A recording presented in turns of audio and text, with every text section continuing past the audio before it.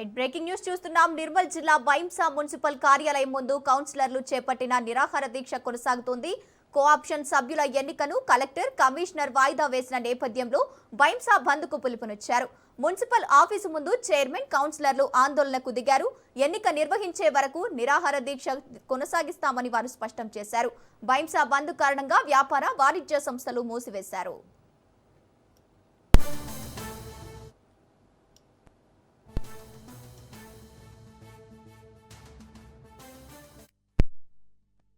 Cooption ఎన్నికల నిర్వహిస్తున్నామని గత వారం రోజుల ముందే నోటీస్ ఇచ్చి కౌన్సిలర్లకు ఈరోజు 11 గంటలకు ఏర్పాటు చేయడం జరిగింది.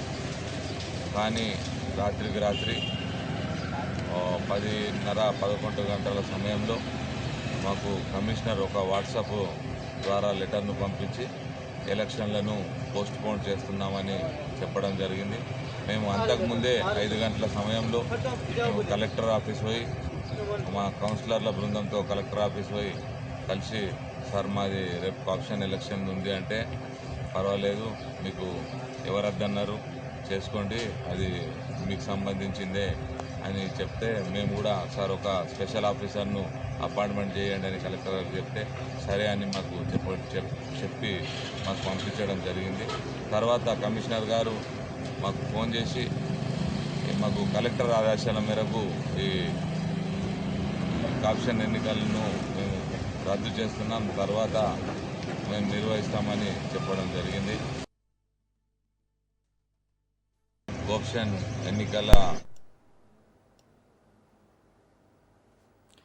కోఆప్షన్ సభ్యుల ఎన్నికను కలెక్టర్, కమిషనర్ వాయిదా వేసిన నేపథ్యంలో బైంసా బంద్కు పిలుపునిచ్చారు. ఇదే అంశానికి సంబంధించి పూర్తి డీటెయిల్స్ మా ప్రతినిధి శ్రీనివాస్ అందిస్తారు. శ్రీనివాస్. Thank you Gangotri. ఇవాళ జరగవలసిన మున్సిపల్ కోఆప్షన్ ఎన్నికలు రద్దు కావడంతో ఒక్కసారిగా బైంసాపట్నం ఉద్రిక్త పరిస్థితిలో నెలకొందని చెప్పవచ్చు. అయితే ఈ రోజు 10 గంటలకు జరగవలసింది నిన్న రాత్రి 10 గంటలకు ఇక ఎన్నిక జరుగుతలేదు.